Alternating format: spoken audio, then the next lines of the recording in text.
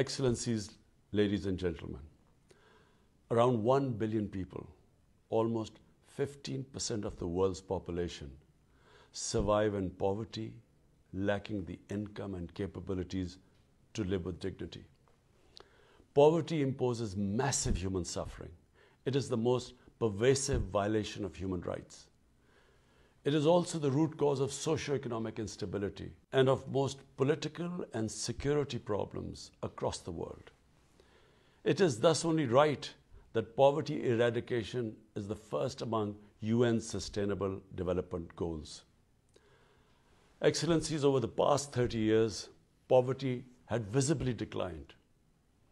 However, the COVID-19 pandemic has triggered the worst global recession in over a century. 100 million people are likely to be pushed back into extreme poverty.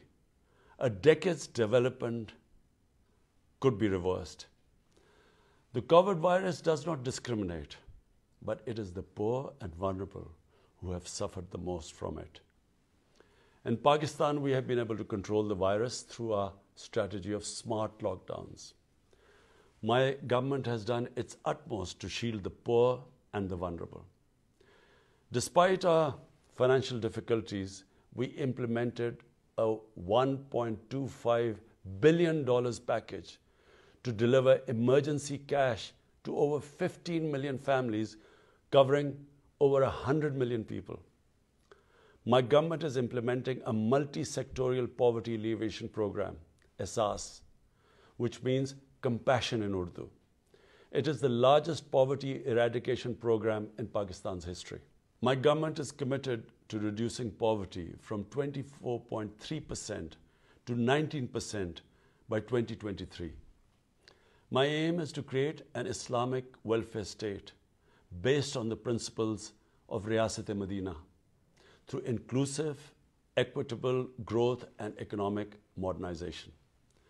Excellencies, as the UN Secretary General has observed, inequality is the hallmark of our times.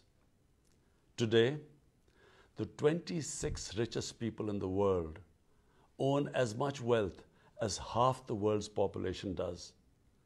The richer countries have mobilized over $10 trillion to recover from the COVID crisis. The developing countries, on the other hand, are struggling to find even a small fraction of the $2.5 trillion they need. Apart from the direct attack on poverty, we need to address its systemic causes. At the national and international levels, the structures of finance, production and trade must be made fair and equitable. The exploitation of the resources of the poor countries must stop. The illicit flows of fruits of corruption and crime must be halted, and the stolen assets returned to the countries of origin. And developing countries must be helped to recover from the COVID crisis, to realize the SDGs, and to ward off the impacts of climate change. The financial resources needed by the developing countries must be mobilized through debt relief, which I called for last April, the creation of new special drawing rights, and expanded official development assistance. The realization of SDGs can be accelerated, especially through major investments in sustainable infrastructure and renewable energy, transport, housing, water and sanitation. New technologies must be mobilized and the digital divide bridged to enable developing countries to leapfrog into a modern development paradigm. I'm confident that this important event will contribute significantly to a collective fight against global poverty and the promotion of SDGs.